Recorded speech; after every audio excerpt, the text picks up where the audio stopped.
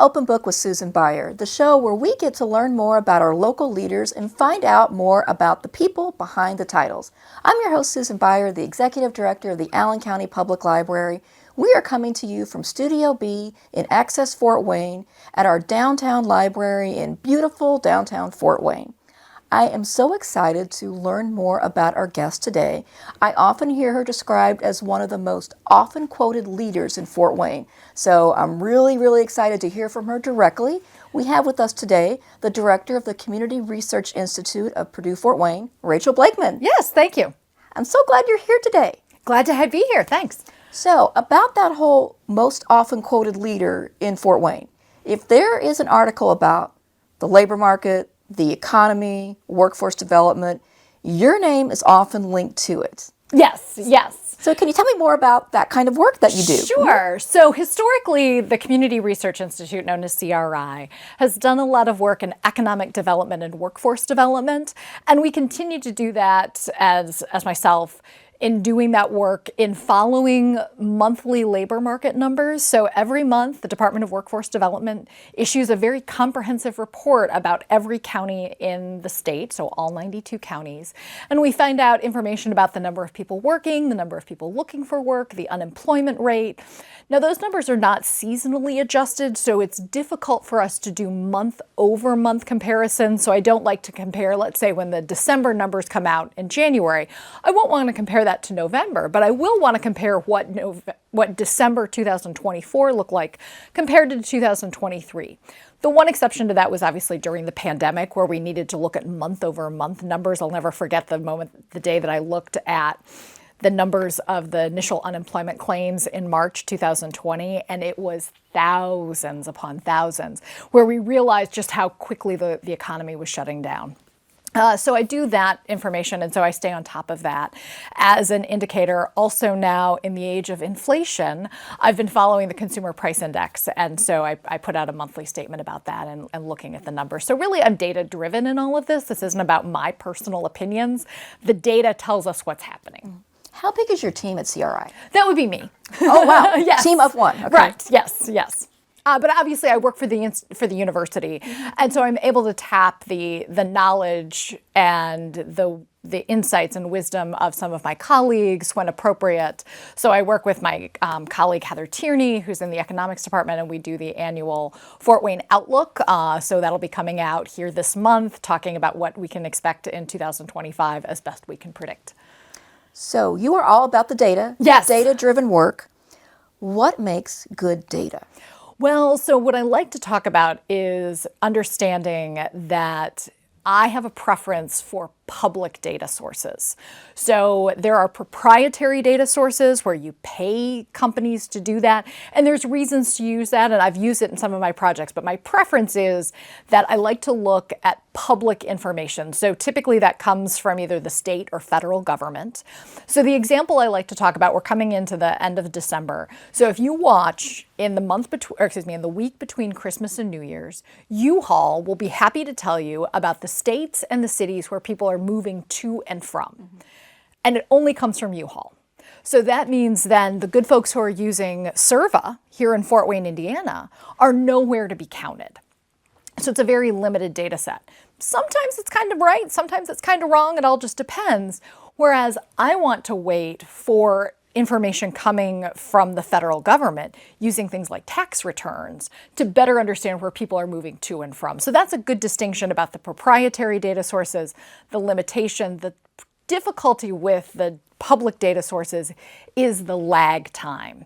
So we're not going to know, say, the population for Fort Wayne, Allen County for 2024 until we're well into 2025. That's just the way it works, and so we have to recognize that accuracy takes time.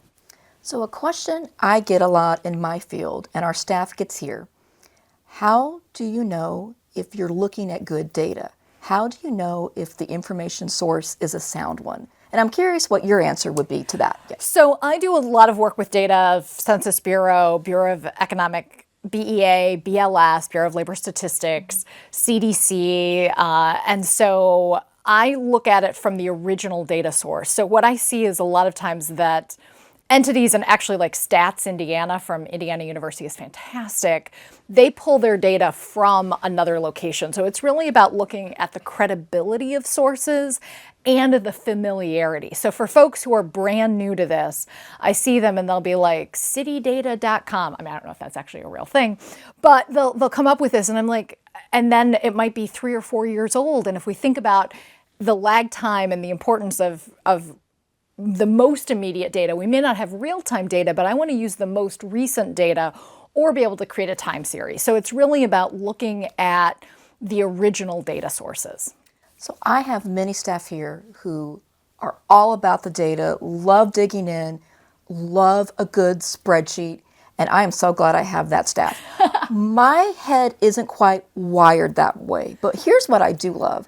When we can use data to tell compelling stories, to make cases, to get resources for our community. Yes. And I know you do a lot of that. Yes. Some grants come in due to the data that you crunch and analyze that are transformative to our region. Well, thank you. Yeah. So I've had the opportunity then to expand into some grant administration and grant writing.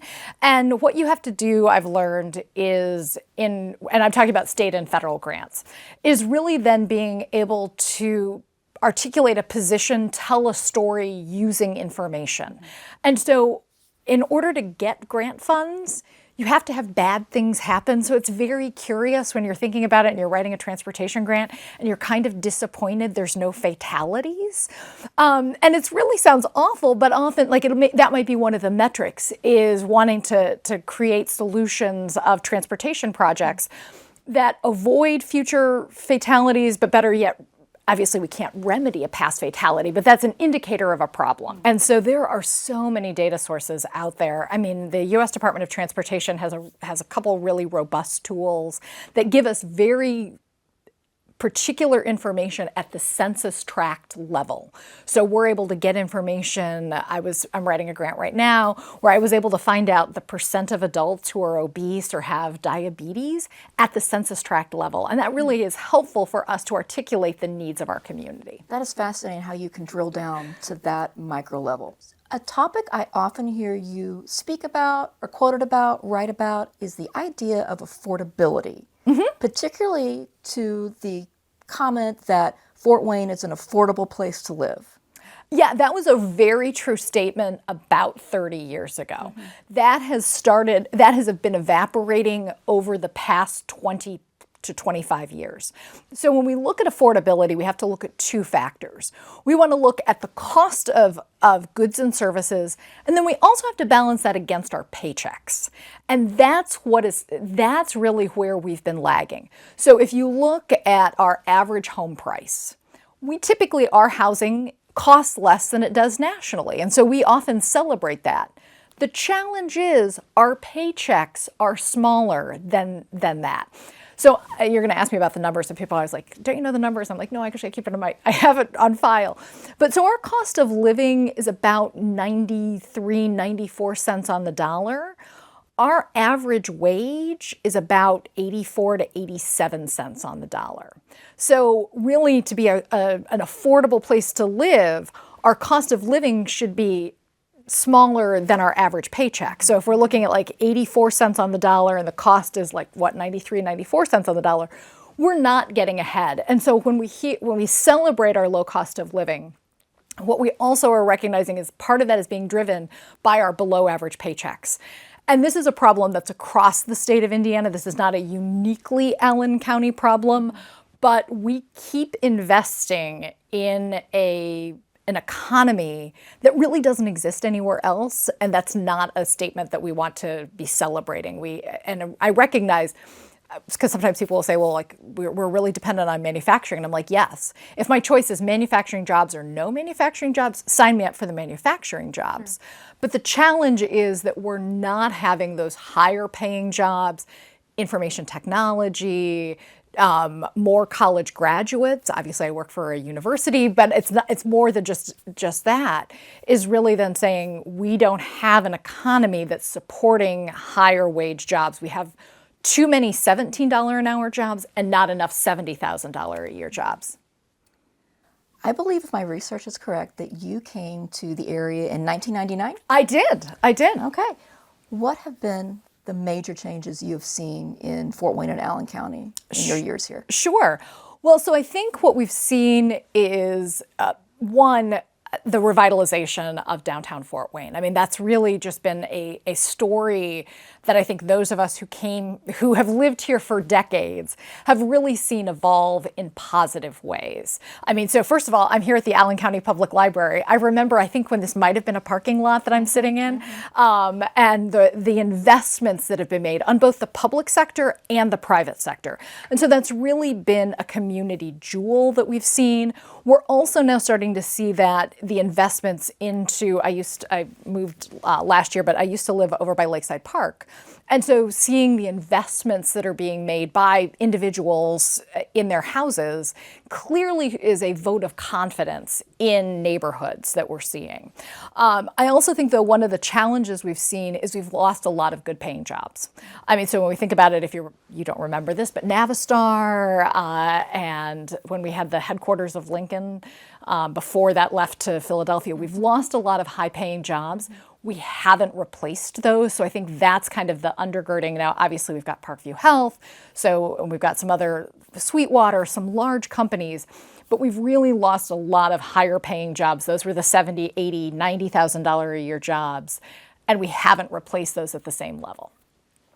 What do you think Fort Wayne does really well? So something I think we don't talk enough about is how easy it is to live in this city. So I'm actually on the search committee for my church right now. And so we're thinking about how do we position Fort Wayne as an attractive place to live. And I think one of the things that we don't talk enough about is our generally positive quality of life. And I think we do talk about that, but I think about it of when it takes me a long time to get somewhere, I had to sit through a second cycle of the light. So I'm not stuck in traffic. For those of us who visit Chicago and you're like creeping through on the interstate, that just simply doesn't happen here. And so I think that we have a significant number of quality of place assets. So we think about the arts, we think about programming here at the library. And so it's really just, frankly, an easy place to live. I agree 1,000%. So I lived for years in Los Angeles. Not an easy place to live. No, and at least for traffic. I loved it there, but also there are so many barriers to do much of anything. And the fact that you can get to a Target, to a grocery store, to the ballet, all within 15, 20 minutes, you can find an easy place to park. It is phenomenal. I absolutely agree that we need to be talking about that more because I feel like the Goldilocks, because I've lived in a really big city. I grew up in a town of 400 people, and this is a size just right because you have all the amenities, but you still have the convenience. I'd also like to give out a shout out to the good folks at City Utilities because our good city water should not be understated. That's also a quality of place. Yes, it's delicious. Yes. I'm a big fan. Yes. We are heading into 2025. What is your outlook for workforce and economic development for our region? Yeah, good question. I'd like to have a crystal ball and give you an exact answer. But I think what we can see is that the job market is softening. So we're not anywhere near a recession. But if we sort of use that 5% unemployment rate as the demarcation line between full employment so if it's under 5%, we think it's a pretty healthy job market for job seekers. Above 5%, much more favorable to employers.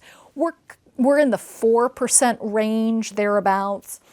So that and as opposed to we were in the not so distant past close to 2% unemployment, which is really just simply unsustainable.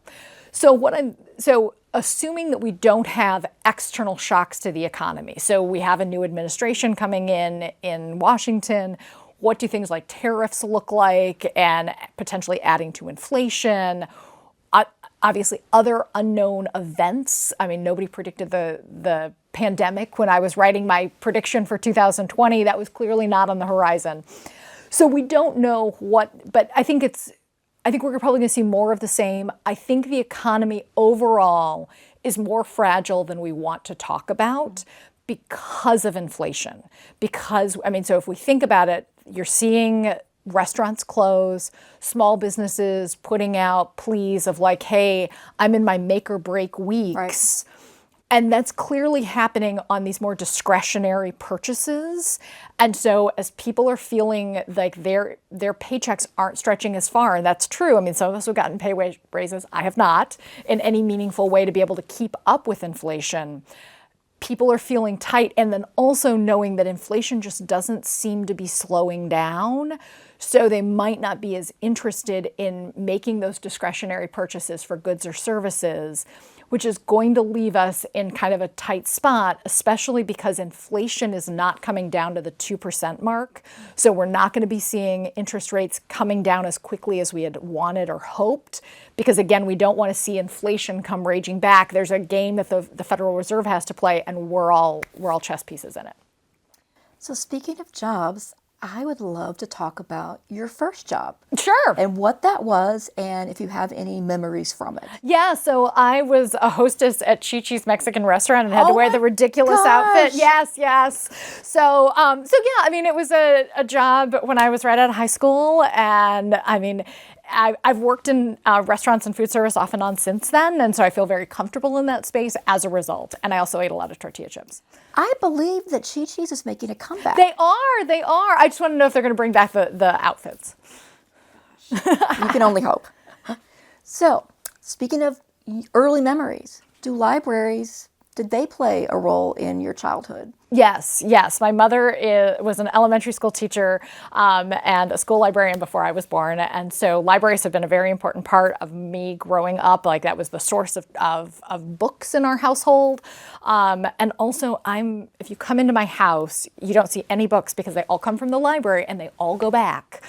So I don't have to keep them. And then there's a due date, so I have to finish them. And that's a great motivator for me.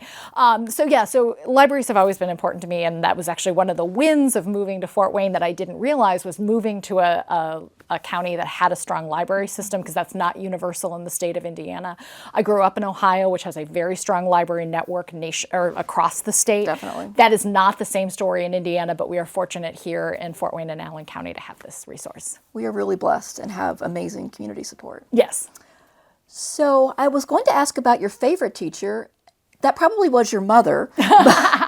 But any classroom teachers that... Sure. So actually, it was interesting. I went back to school to be a lawyer when I was 33 years old. So second career opportunity. And I'm licensed to practice, but I don't practice. And so it was really an interesting experience to go back as a returning adult, to go back into the classroom experience. I mean, so I had an opportunity where I was older than my teacher one semester. And so I really think it was an opportunity. I'll give a little shout out to Cynthia Baker. Professor Baker was my state and local government teacher, and so that was really an interesting opportunity. I did a fellowship with her, and so I think it's really for those who are watching and are adults thinking about returning to school. I have to say, I think it's a good bet, at least intellectually. Now, whether financially, that's a whole other question. But I think for people who are thinking about going back, you can, and going back to school was just a really interesting experience as an adult. So speaking of going back to school, so much of higher education has moved to an online format. Mm-hmm. You teach online yourself. I do. What are your thoughts on the next iteration of online education and how it will be used at PFW? Well, I can't speak for the institution itself, but for my own experiences is that it's really about trying to create an engaging experience for students. So I teach asynchronously. So it's not a Zoom call where my students are with me. Like, I go into a lovely studio, not that different from this, where I record my lectures every week. I try to incorporate a variety of videos because somehow the good folks online are able to explain trademarks in about 7 minutes much better than I can. And so then the opportunity then to help them engage. And so I think one of the tools that I use is making sure that I have regular assignments so students have to go to class. And one of the challenges right now is really trying to figure out if and how to use AI. So I have a challenge of trying to write questions, because I know I tell my students they can't use AI, but I'm pretty confident some of them are. And so how do I outsmart it? And I'm going to have to change my entire class next semester because I've realized that I can't do it. Like, there's changes because I'm not interested in what AI has to say. I'm interested in what my students have to say. If I wanted to know what AI says, I can type it into Gemini or to ChatGPT. And so it's the question, and I see this regularly online, is how are we trying to incorporate AI? And I haven't found it to be a useful tool for myself. I'm using that unique data of like trying to figure out like the number of like infant mortality rates and things like that. And so AI doesn't know how to do that yet because it doesn't have access to the CDC Wonder database in the same way that I can. And so it's really an interesting exercise as we're thinking about that of how do we use AI? And I don't have an answer to this, and I don't think anybody does. There's clearly people who are all in on the AI camp. My challenge has been that I find inaccurate information. Online education fascinates me because I went to school in a very analog kind of way, right? In a very analog era. And I have staff here now who ask me advice about going to library school, and I've had such a different experience. I tell them, and I love to see their face when I say this, I literally took a course in the mid-90s called Introduction to the Internet. It was a graduate level class for 1 credit. Learning about the entire internet for 1 credit. That was 1994 in library school, and their experiences are so different, but still incredibly valuable, and you can learn from your instructors and each other, and the collaboration is amazing.